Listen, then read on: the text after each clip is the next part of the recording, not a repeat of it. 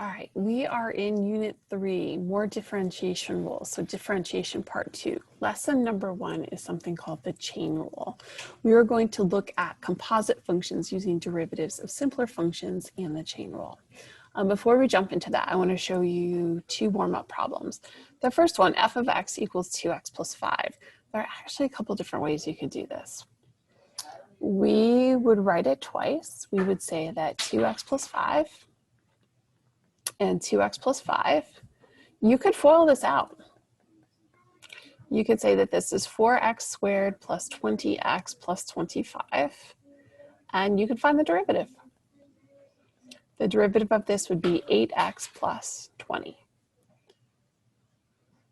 We also talked about in the last unit the product rule. So you could say that this is f prime of x is the first times the derivative of the second plus the second times the derivative of the first.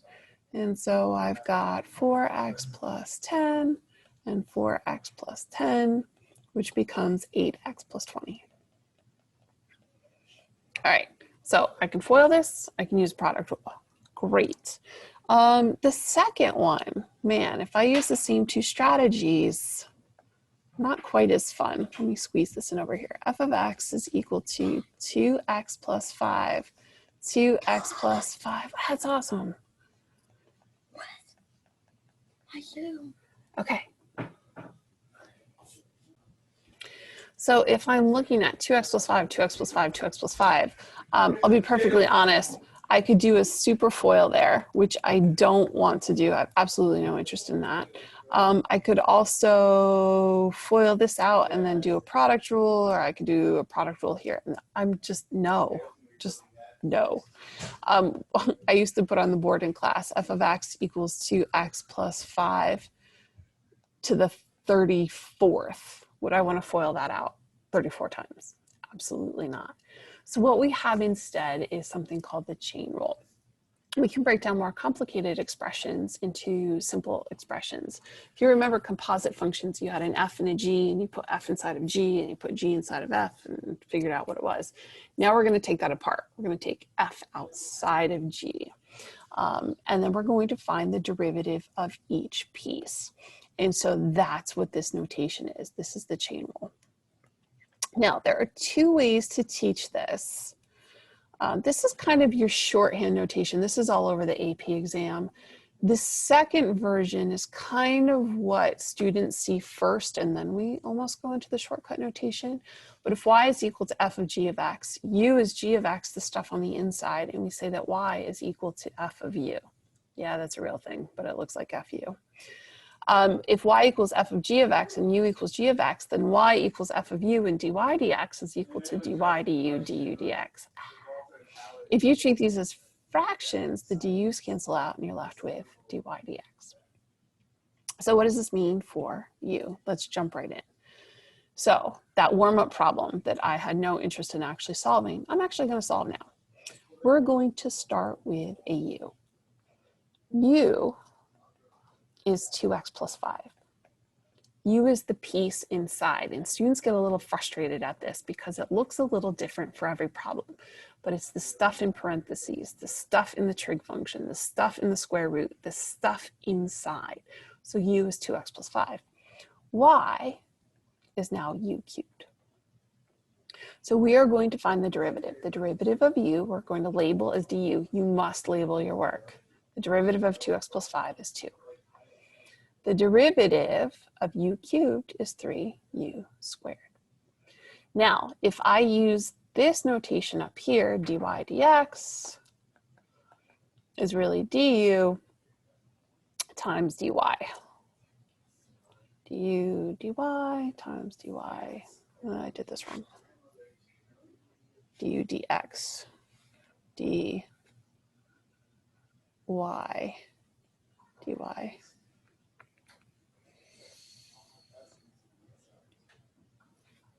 Hold, please. Sorry, dy du. Momentary collapse there. All right, so the du's cancel out, and I'm left with, Oh no, the du's cancel out. I'm going the wrong way here.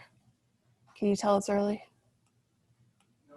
There we go. The du's cancel out. Now we have dy dx. I don't know why I tried to cancel the other direction, but I did. So what does this look like? Dy dx, du dx, so that's the derivative of u, that's 2, and the derivative of dy du is 3u squared. So this becomes 6u squared. Now u is just a stepping stone to get us to the answer. It shouldn't be in the final answer anywhere. So we have to replace u with 2x plus 5. So dy dx is equal to 6 2x plus 5 quantity squared. All right, good job. Now, the next one, sine cubed of x. This really is a little bit confusing the way that it's written. So I always have students rewrite this as sine of x quantity cubed. It really means you have sine times sine times sine. So what's on the inside? Well, u is the sine of x. Du, we'll get to in a second. Y we write as u cubed. So du is the derivative of sine. The derivative of sine is cosine of x. We should be working on memorizing those.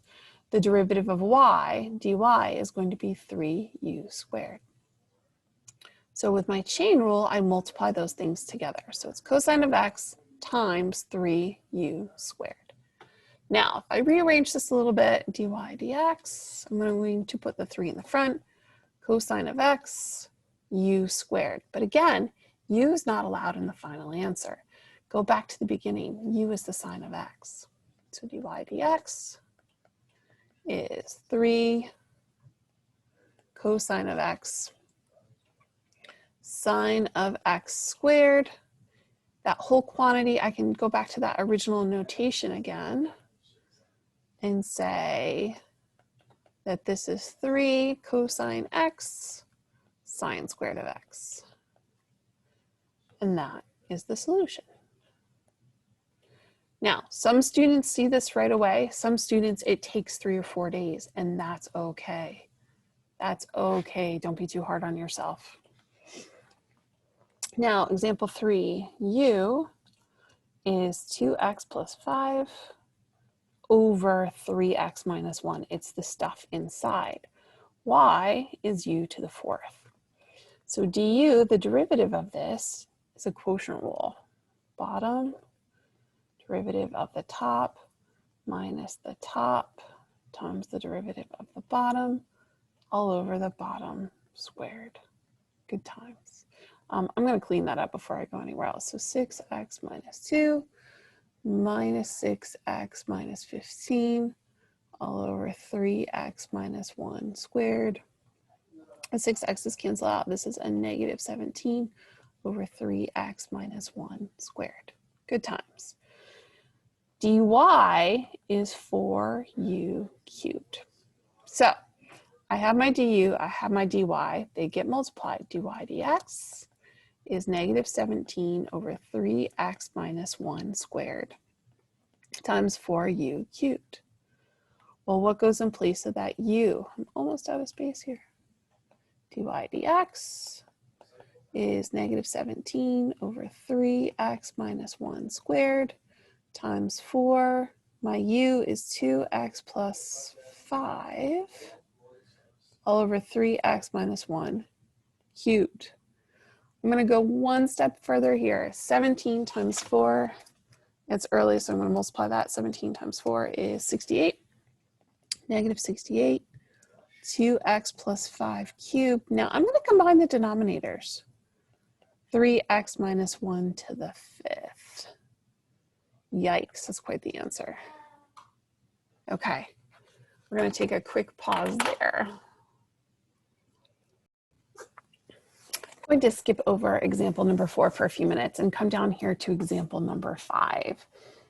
When I look at this, I see a u in the denominator. U is x cubed plus 2x minus 3. Now, technically, you could already solve this as a quotient rule.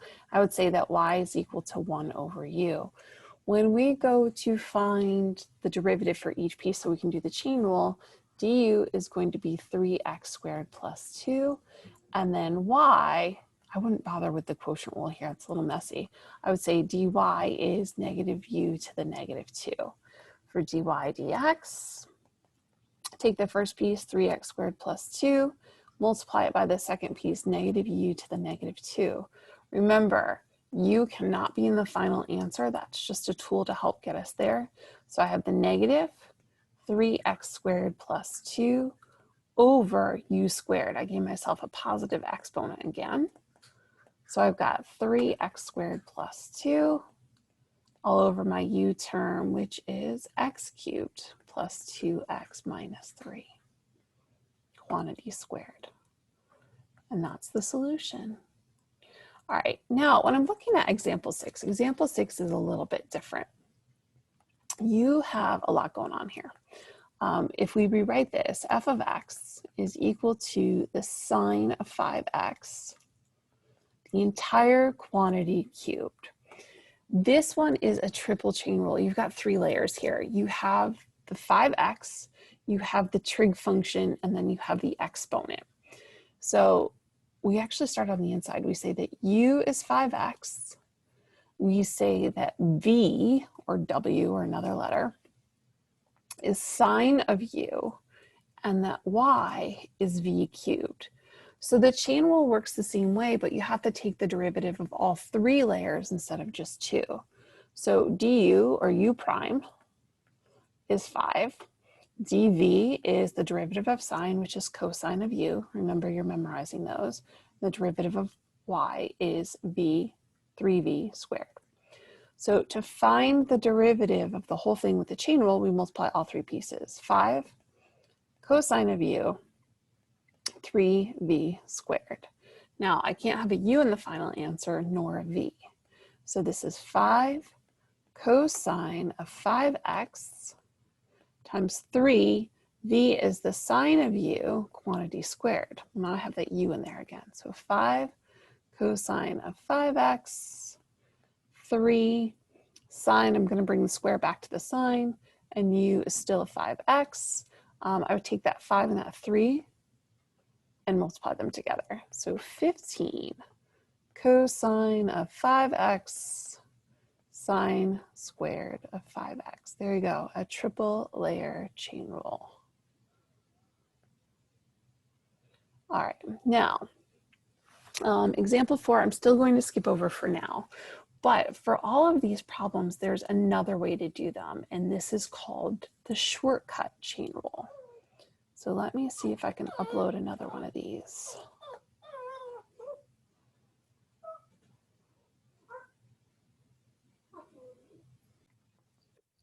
All right, we are going to look at the notes again. I just got myself a fresh copy of the notes. I'm going to show you the shortcut.